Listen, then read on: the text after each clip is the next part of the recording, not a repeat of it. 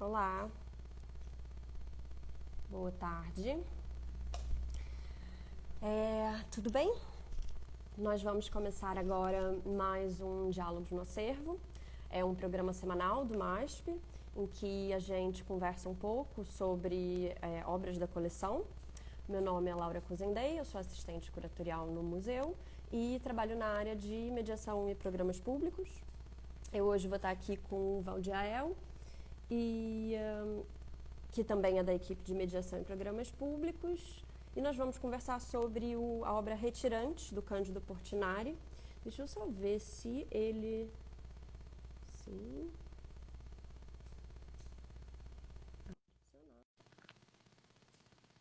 Bom, enquanto o Val entra, eu acho importante a gente lembrar que o Diálogos no Acervo é um dos projetos da programação pública que já acontecia no museu, todas as quartas-feiras, e que agora que a gente passou para esse programa online, né, a gente está aqui sempre no Instagram.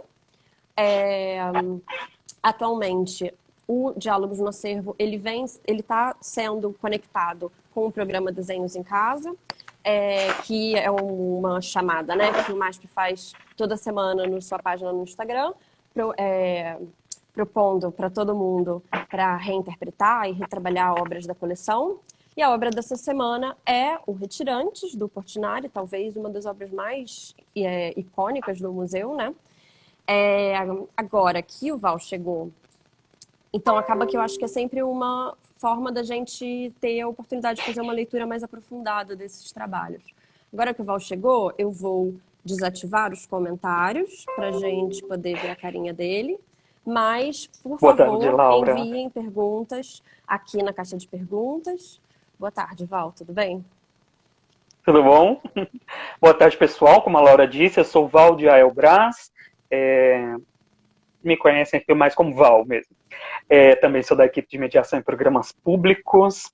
E reforçando, né, a importância de vocês acompanharem é, a programação da semana, né? Porque a proposta da obra da semana ela é toda aí está toda relacionada com o programa do MASP Desenhos. A gente vem com os diálogos no acervo hoje. Logo teremos detalhes que são stories aí que vão falar também de informações a mais aí da outras curiosidades da obra em questão.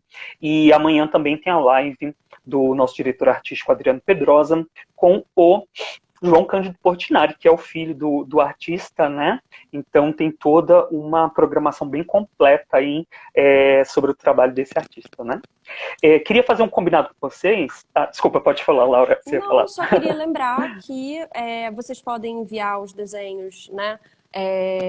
Os desenhos a partir dessa obra até domingo, às 11h59 da noite. Só é Isso. importante vocês marcarem o museu, né? Com o hashtag MASP Desenhos em Casa. E tem que postar na página. Não vale postar no Stories. Tem que postar na página para a gente identificar. Prestar Estou atenção pronta. nisso, né, Laura? Então, eu queria fazer uma proposta para vocês. Nem sempre consigo seguir, mas tentaremos. Aí, já a obra, já para enquanto a gente vai falando, vocês já irem vendo a obra proposta do dia. Ela é bem grandona, tá? A gente vai falar de informações mais precisas delas, mas antes do nosso combinado. Tentaremos. Em 15 minutinhos a gente dá conta de uma contextualização para falar um pouco da biografia do artista, da conjuntura da década onde foi produzida a obra em si, né? Porque, embora seja um artista muito conhecido e tem uma bibliografia vasta e ampla, a gente precisa dar, nem que seja um aporte muito superficial, aí muito rápido, né? Sobre a biografia dele. Aí depois mais uns 15 minutinhos dedicados para a leitura específica da obra, já como falamos, é a proposta da semana, essa obra, né? E mais uns 10 minutinhos finais para as perguntas, assim como a Laura explicou, a gente volta nos 10 minutos finais para abrir de novo os comentários e resgatar as perguntas que vocês mandaram na caixa de perguntas. É caixa de perguntas mesmo, né, Laura? Que se diz. Eu Obrigadinho. acho que, enquanto isso, também pode ser uma sugestão. Como as imagens ficam muito pequenas aqui na tela, se quem tiver a possibilidade quiser entrar no site do museu para ver a imagem numa melhor qualidade, acho que vai ser melhor para ver alguns detalhes. Essa dica é preciosa, gente. no acervo, na guia acervo do museu, você lá em pesquisa, é só colocar o nome do artista, nós temos em alta resolução todas as obras, geralmente ajuda bastante, né, Laura? Porque aqui, como é Instagram, né, telinha menorzinha, a gente até vai dar alguns closes e tudo mais, mas ajuda bastante, né? Outra coisinha também que eu quero compartilhar com vocês, caso vocês queiram tomar nota, das referências que nós usamos para a obra de hoje, né? Algumas referências que são os áudios que a Clarice Diniz ofertou aqui para um programa que a gente chama de MASP Áudios, né? Que no caso desses áudios específicos logo estarão disponíveis no SoundCloud do MASP, tá? Então, o programa MASP Áudios no SoundCloud com Clarice Diniz. Vocês também um relatório ouvir no aplicativo do museu que chama MASP Áudios. Vocês podem baixar. Direto no aplicativo, né, Laura? Muito mais fácil. Olha, isso eu esqueci de dizer. O relatório do restauro também, que vamos falar mais para frente da questão do restauro dessa obra, o relatório assinado por Florence Maria White de Vera e Fábio Lucchiari, e também o catálogo Portinari Popular da exposição de 2016, né, que houve no MASP, que, se der tempo, também falaremos um pouquinho dela. Agora eu queria pedir para a Laura mostrar o rostinho do nosso querido mestre aí da arte brasileira, que eu gostaria de compartilhar com vocês um recorte de uma fala do próprio Cândido Portinari, para a gente ir criando mesmo o imaginário aí qual a imagem que ele tinha dele mesmo, do trabalho dele, como ele se entendia, né? E é uma frase de um período próximo a essa produção, para a gente captar um pouco também, né, da poética do trabalho dele a partir das palavras do próprio artista, tá? Então aqui eu vou ler.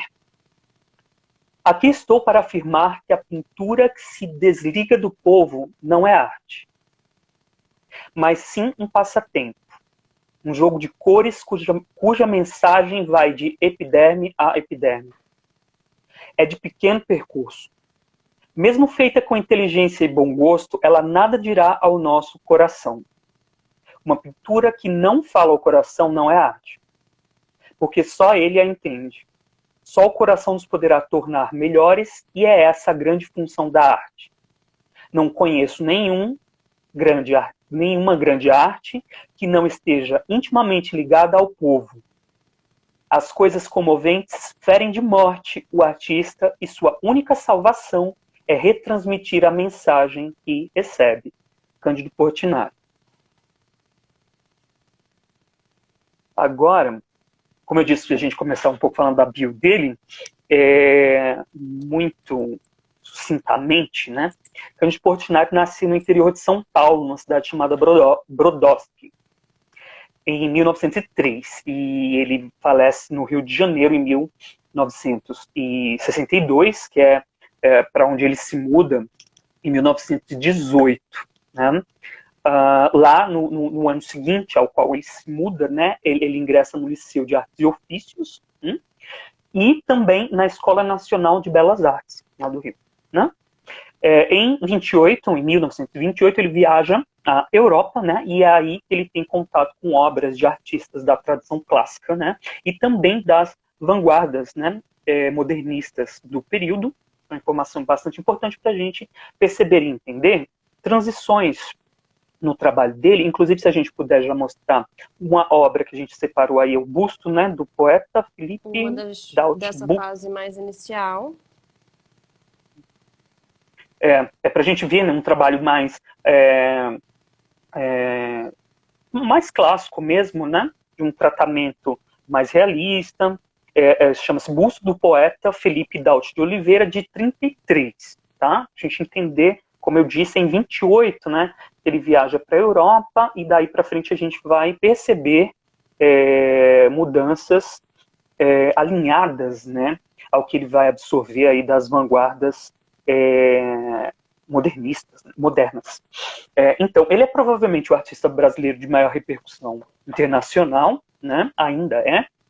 Ele é ícone do modernismo brasileiro, né? E, engajado politicamente, ele retratava, sobretudo, sujeitos das classes populares, né? Como sertanejos, que vamos falar hoje, e outros trabalhadores braçais, né? Como lavradores de café. Como disse, do interior de São Paulo, ele, inclusive, é de uma família de simples, né? Da área da colheita de café, né?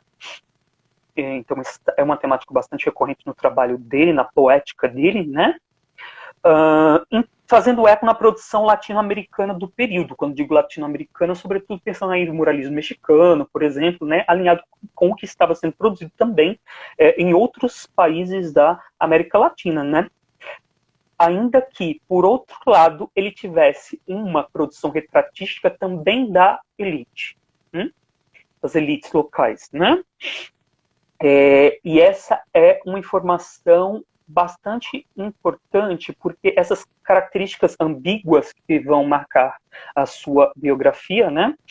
Onde ao passo de que em meados de 40, ali quando o debate político estava acirrado, né, o assentamento de conquistas trabalhistas se estabelecia no país, né, a década de 40 foi um período bastante efervescente nas questões de luta política no país. Ele teve um grande engajamento político, né, ele inclusive se candidatou como deputado federal e senador também pelo Partido Comunista do Brasil, que é o PCB, né?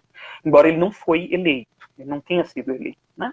Mas ele também se torna, ao longo desse período, né, uma espécie de pintor oficial do Estado brasileiro, ao longo das décadas de 30 e 40, né? Recebendo várias encomendas, né, oficiais, né? Como, por exemplo, os painéis Guerra e Paz, que nós não trouxemos, mas vocês depois podem dar um Googlezinho aí, né? Os painéis Guerra e Paz, em 1952 e 56, que hoje eles estão na sede da Organização das Nações Unidas, né, a ONU, lá em Nova York. E também nos painéis do Palácio Gustavo Capanema, né, no MEC do Rio de Janeiro, que é mais fácil da gente visitar. Sim, e com certeza você já deve ter visto, né, Laura? Eu ainda não vi. Falando dessa mudança, né, da sua poética, do seu trabalho ao longo da década de 40, que é o que nos importa aqui, né? Desculpem. É bastante evidente e importante, inclusive nas palavras do próprio artista, a influência do trabalho de Picasso, do grande artista Pablo Picasso, o artista espanhol aí que é uma referência maior, né, na arte do século XX, né, que atravessa vanguardas, inclusive, né. Aqui em questão, como a Laura colocou, nós temos um ícone da fase madura, né, do cubismo de Picasso, que é talvez a obra mais impactante que o Portinari tem contato em Nova York, que é a Guernica, de 1937, que é uma representação da Guerra Civil Espanhola, feita por Picasso, um painel muito grande, né? E esse impacto, né, que gera no trabalho do Portinari, a gente gostaria de mostrar para vocês já duas obras, das tantas obras que temos no acervo do MASP do Portinari, para vocês entenderem o que a gente está falando desse impacto, dessa influência na poética do Portinari, né? Depois desse contato com as vanguardas europeias, né? Por exemplo, esse é o Massacre dos Inocentes, né? Isso, de 1943. O Massacre dos Inocentes é de 43. Então, vejamos, né? Como disse, a Guernica de 37, ele vai ver ali no começo da década de 40, lá em Nova York, mas já em 43 ele já está produzindo também, né, obras. Essa obra é grande, eu não tenho aqui a anotação das medidas delas, mas é de grande escala. Ele já está produzindo também em grande escala aí, obras um estilo muito aproximado, como a gente pode perceber, por exemplo, da Guernica, né, também há Trombetas de Jericó, também de 1943. Essas duas obras também são do acervo do MASP. Algum comentário até aqui, Laura? Não, pode continuar.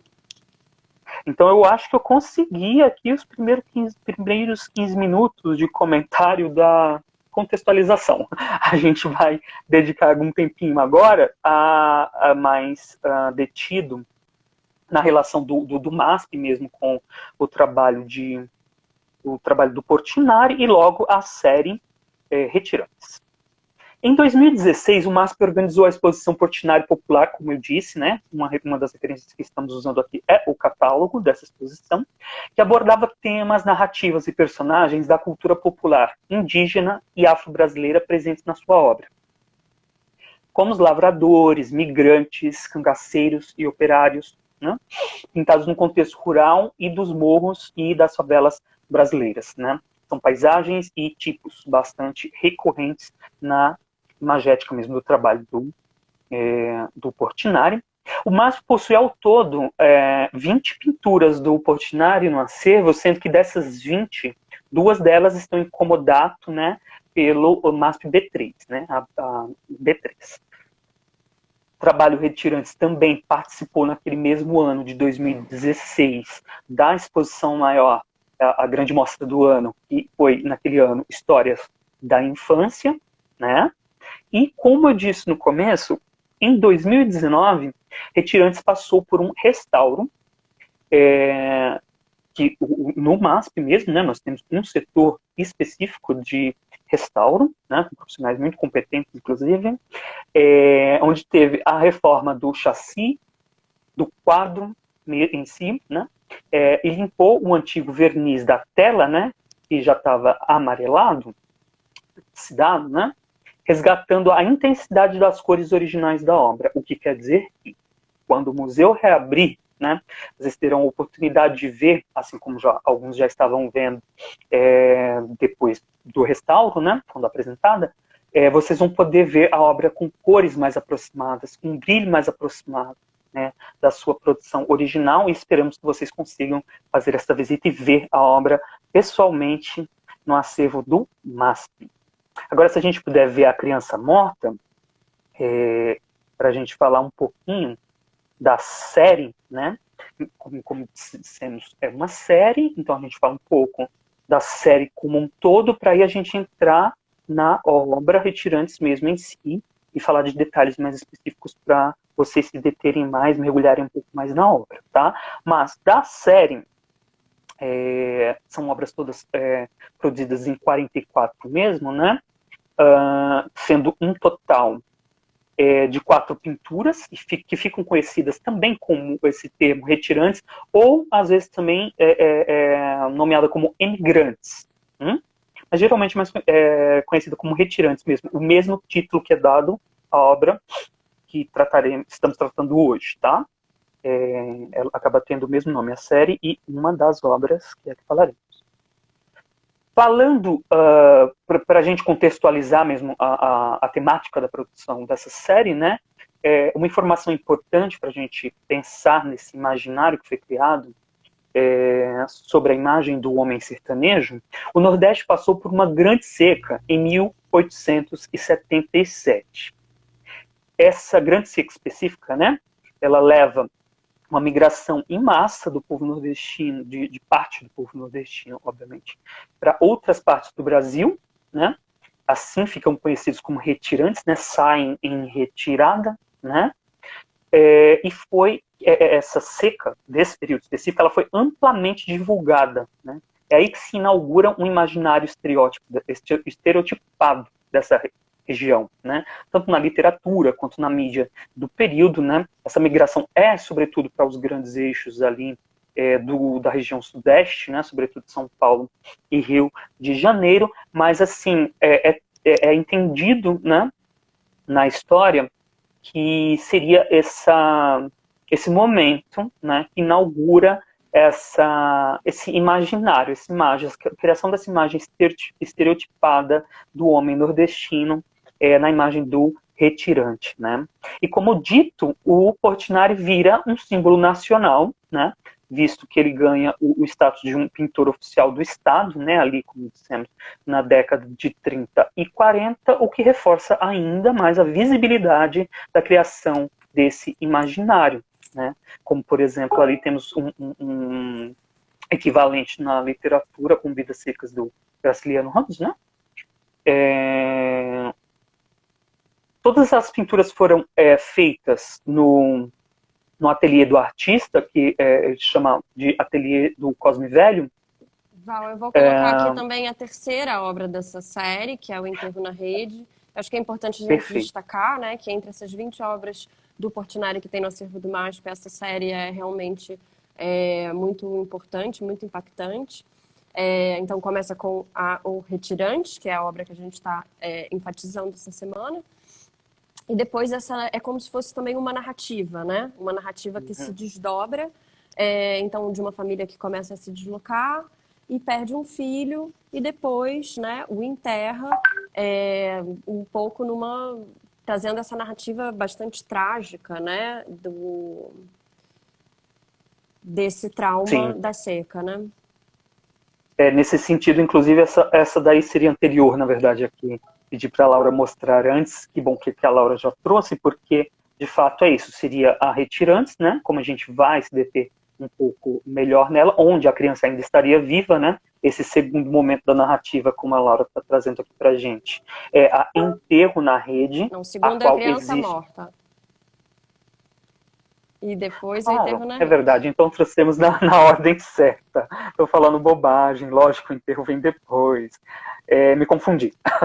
Mas então estava certo mesmo a ordem que a gente tinha colocado para mostrar, mas sim, é o momento propício para trazer agora, porque queria comentar que em 46, o conjunto mesmo Retirantes foi exposto na Galeria Charpentier em Paris, né?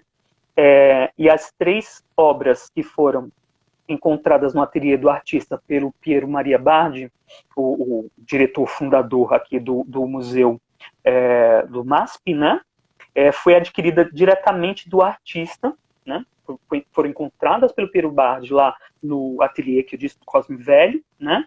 E foram adquiridas diretamente e doadas pelo Assis Chateaubriand, né? Também fundador aí do MASP, no ano de 48.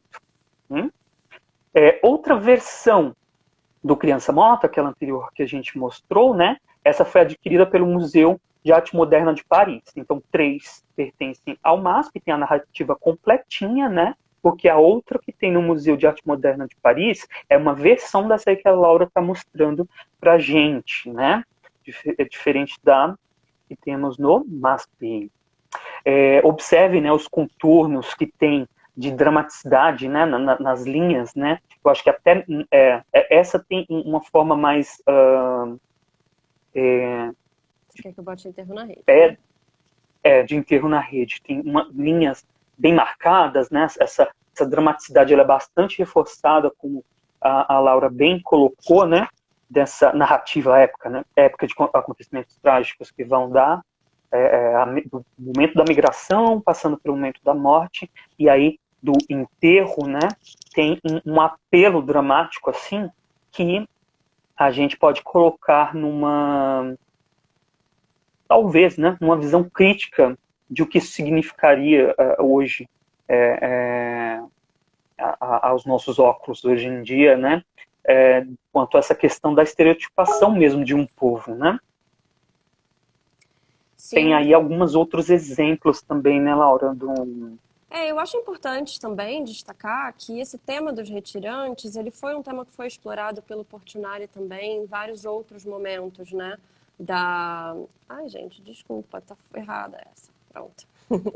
Em vários outros momentos da carreira dele, assim, depois mesmo dessa série, que eu acho que é a série inaugural, né, desse tema.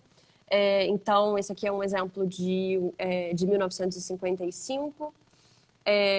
Essa é anterior, é de 45. E essa outra também de 59. Então, enfim, por mais de 15 anos, sei lá, depois dele ter feito a primeira série, ele ainda trabalhou bastante sobre esse tema. Pensando também, né, nas diferentes formas de criar essa imagem e de representar essa família, né? Essa família que, no fim das contas, é uma família anônima, mas que poderia ser encarnada na vida de muitos, né? Em muitas histórias reais. Enfim, então acho importante a gente pensar sempre isso, assim, que a gente está tratando de uma obra que é parte de um conjunto temático, né? Esse conjunto temático que o Portinari trabalhou tão bem, que a gente pode chamar também, né, do flagelo da seca, não o conjunto, né? Esse universo. O tema, né? Que ótimo. Inclusive, nas três, intituladas Retirantes também, né? Embora de épocas diferentes, né? Sim. Intituladas também como Retirantes. Eu acho que a partir daí a gente consegue, como prometemos, nos deter mais especificamente na obra proposta para o dia mesmo, né? A Retirantes de 44, né? As que a Laura mostrou são posteriores, né? Que vão assentando cada vez mais essa temática aí, a exploração dessa temática. Mas aí falando da primeira com esse título Retirantes, né?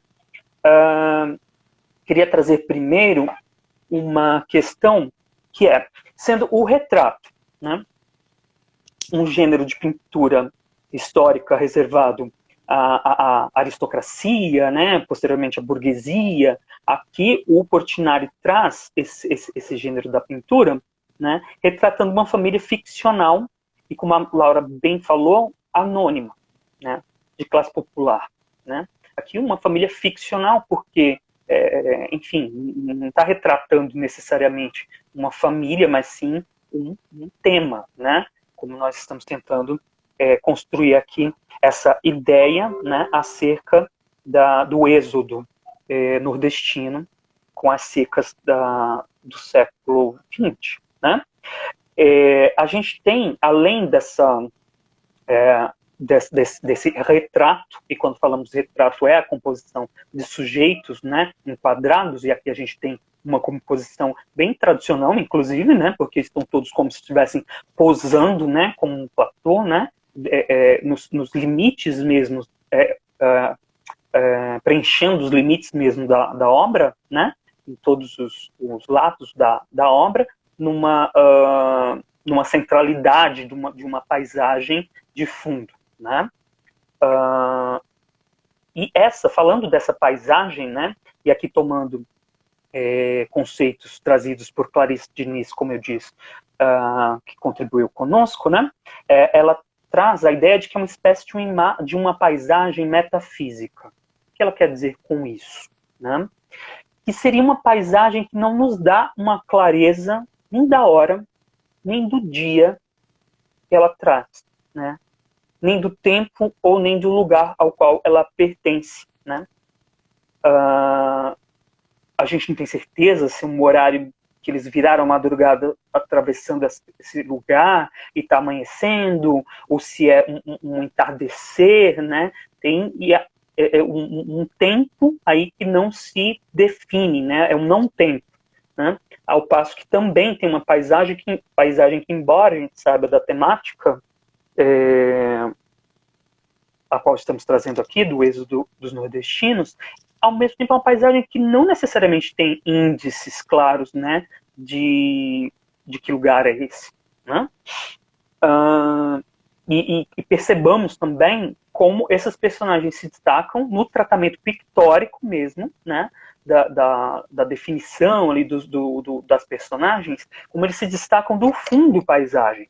Né? O tratamento pictórico ele é bastante diferente para a gente entender também essa paisagem, talvez isso como um recurso da dramaticidade dada aos sujeitos, né, e de um alijamento dessa paisagem, essa paisagem, como posto aqui pela Clarice Diniz, metafísica. Né? Ele tem dado aí também uma fatura, um tratamento bem diferente, o que destaca, né, bastante as personagens no primeiro plano, né?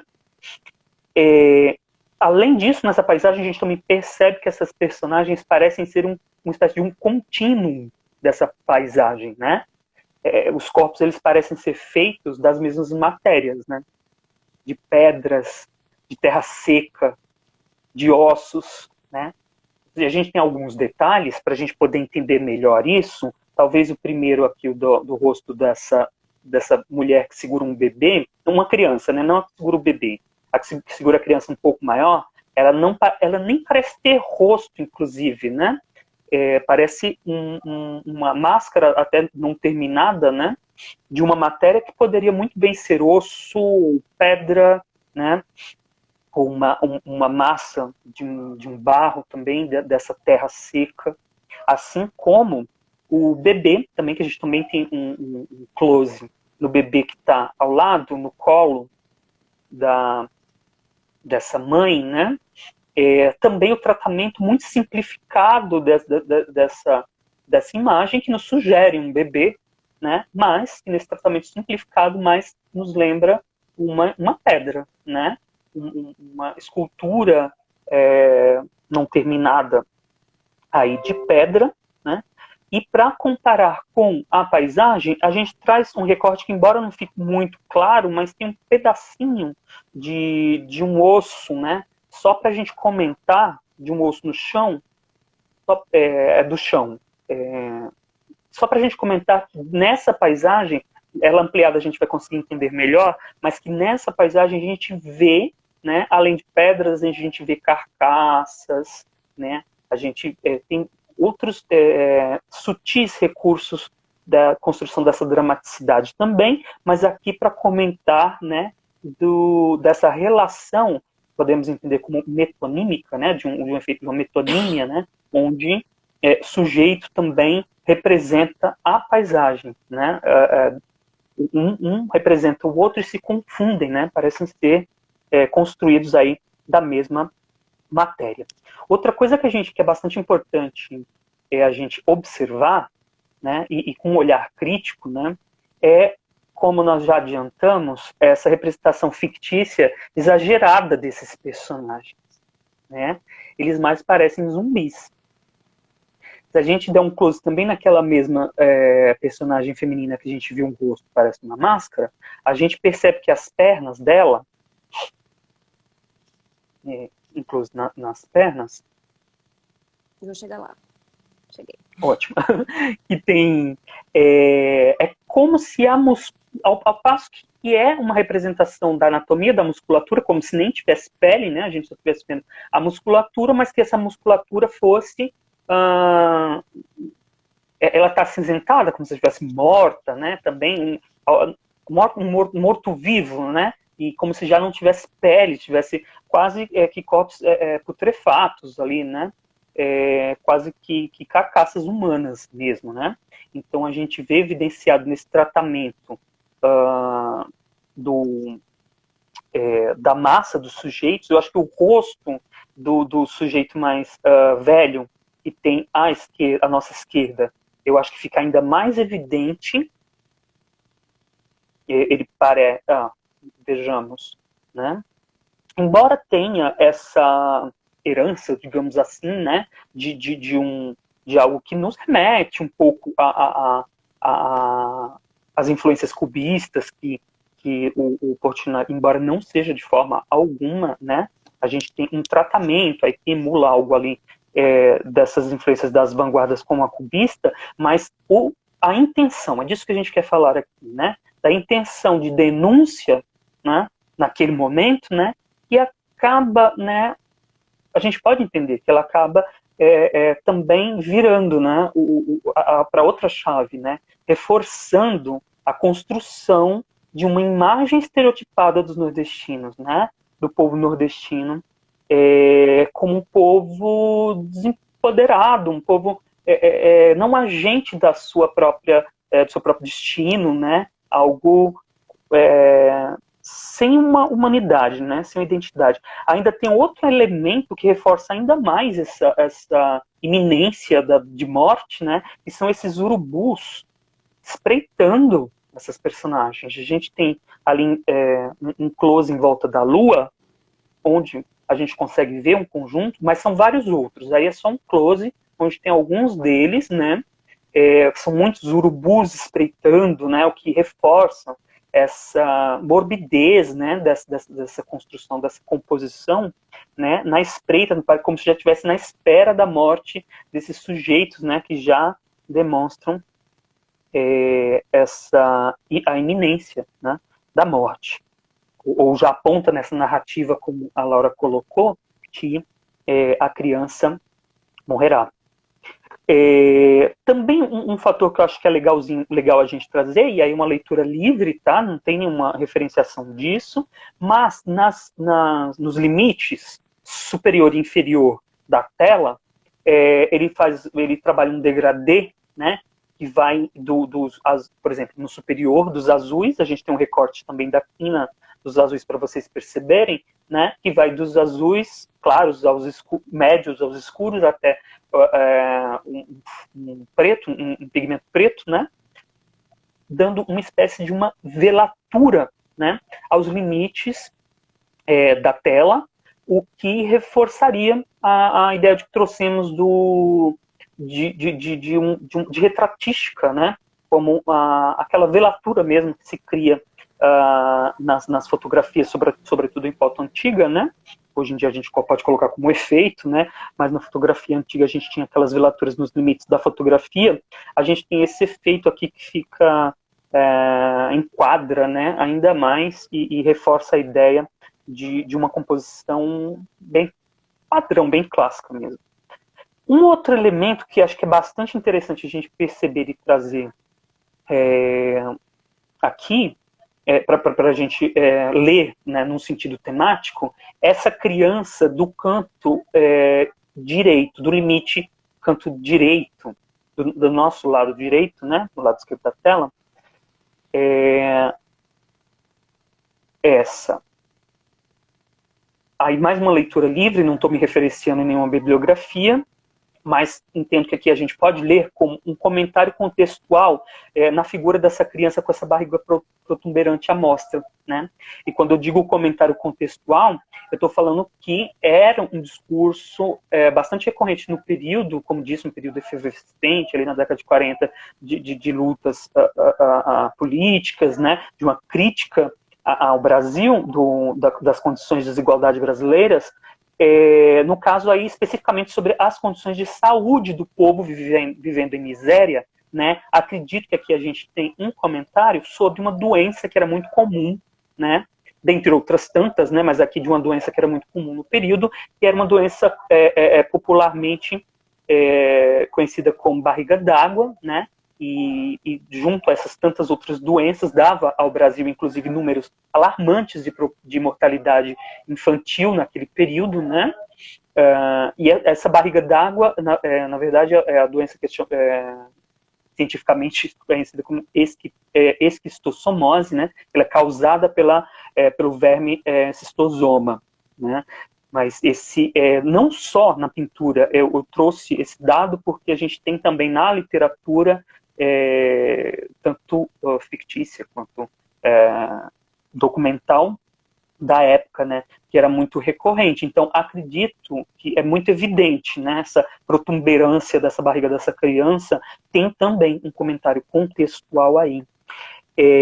Val, agora eu acho que chega aquele momento que a gente pode voltar para a imagem da obra como um todo, né, para a gente poder começar a fechar aqui. Eu vou também dar uma olhada nas perguntas. Enquanto isso, você poderia colocar só o croquis, só por curiosidade, para mostrar para eles que a gente tem também? Porque era o último elemento do recorte. Era o último. Esse aqui. Só por curiosidade mesmo, né? Porque além da tela, né, temos aí um croquis a carvão, né? Para a gente pensar e entender também no sentido mais formal, né? Formalista da construção da tela, quando a gente está falando ali dessas linhas fortes, né? Como, né? Que ele concebe a sua composição, o seu desenho, aí no caso um croquis a carvão. E acho que a gente chegou num tempo legal aqui, né, Laura? Para a gente abrir mesmo, como a Laura está pedindo aqui para a gente abrir, para conversar com a galera. Me falaram para abrir, né? É bom também para a gente ver o que as pessoas estão comentando. Eu acho que tem muita gente falando comentários reativos, digamos, e dizendo que essa obra, né, ela é muito impactante. Uma pessoa aqui estava falando se existiria algum tipo de alguma influência do expressionismo alemão. Eu acho que o que a gente pode pensar é nessa força da linha, né, e essa carga dramática, tanto através do uso da cor, mas principalmente através de pinceladas mais grossas, né? Eu acho que é através desse recurso mais dramático da própria pintura, né? E acho que isso que Sim. você destacou é muito importante mesmo, né? Da gente pensar como que é o tratamento dessas figuras enquanto como que é quase como se o Portinari estivesse dando uma certa aridez para as figuras, tal como a aridez da paisagem onde eles estão sendo retratados, né? Sim. Eu acho que sim, é muito legal que trouxeram essa questão do expressionismo alemão, porque a gente lê sim em algumas bibliografias, alguns autores trazem sim essa referência, não me vem à memória agora especificamente quais, mas sim, o recurso do drama, né, exagerado, a gente pode entender também como uma referência do expressionismo alemão, sem dúvida. As perguntas que você está pegando da caixa, ou daqui do... Eu estava pegando da caixa. Sim, o live vai ficar salvo na página do museu, na UIGTV, do MASP. E eu acho sempre bom lembrar para quem chegou agora, né, que a gente está falando da obra Retirantes, do Cândido Portinari, que é a obra dessa semana para o programa Desenhos em Casa. E é isso aí, Val. O que mais você gostaria de comentar para a gente fechar? Um comentário muito legal aqui, ó. Acho interessante o drama dado pelas cores escolhidas para o degradê do fundo, apesar do Nordeste ser sempre lembrado pelo sol e pelo calor, o céu parece quase pós-apocalíptico. Um comentário bastante interessante, né? Isso é verdade. Essa coisa mesmo, né, de ser uma espécie de crepúsculo, mas também aurora, esse momento meio não claro do dia, mas com essa... Sim, acho que tem uma coisa bem pós-apocalíptica. Sim, então nesse sentido mesmo, né, que a gente pode entender como paradoxal, digamos assim, né, os efeitos dessa intenção, que a priori, obviamente, é uma intenção, uma boa intenção, né, de denúncia, né, naquele contexto, e, claro, não incorramos em anacronismo, né, a gente sabe que isso era uma questão do período, né, nós podemos ter uma leitura crítica a partir da ótica dos nossos tempos, né? Da relação paradoxal na construção de um imaginário estereotipado do sujeito nordestino. Tá? Nós temos um trajeto hoje, tanto na história da arte quanto na história política no geral, né? Dos efeitos, né? Paradoxais gerados pela produção tanto na pintura quanto na literatura, né? E acredito que é bastante importante a gente se ater de forma crítica a essas questões, a esses detalhes, embora seja indiscutivelmente, né, uma série icônica para a história brasileira, né? E aí uma obra maravilhosa para a gente tanto contemplar, se deter, quanto os interessados aí proporem, né, as suas leituras e mandarem aí pra gente para o nosso concurso de desenhos da semana, né, Laura? Se animarem, eu acho que a gente, sim. Acho que a gente pode conseguiu hoje atingir certinho o tempo, hein? Pela primeira vez, eu acho, nesses diálogos online, a gente conseguiu atingir o tempo na marca. E só lembrando que Foi vocês ótimo, podem né? mandar esses desenhos, né, com o hashtag, marcando hashtag do museu, até às 11h59 de domingo, e eles os selecionados serão divulgados na segunda-feira. Queria agradecer a presença de todo mundo que ficou aqui, mesmo de todo mundo que passou e não ficou tanto assim, e também a sua presença, Val. Será um prazer te encontrar novamente. É isso que eu ia dizendo, que foi ótima a participação contigo, acho que a troca foi muito boa, te agradecer muito. Enfim, estamos pegando o jeito aqui, e também quero muito agradecer a participação de todos vocês, e que tentem colocar na agenda de vocês, todas as quartas-feiras nós teremos, né, as próximas quartas-feiras nós teremos diálogos no acervo, o próximo será sobre os IBGs, né? Então, próxima quarta-feira, às 4 da tarde, teremos aí IBGs, tá bom? Anotem na agenda. Obrigado, pessoal, e obrigado mais uma vez, tchau, Laura. Tchau. Tchau.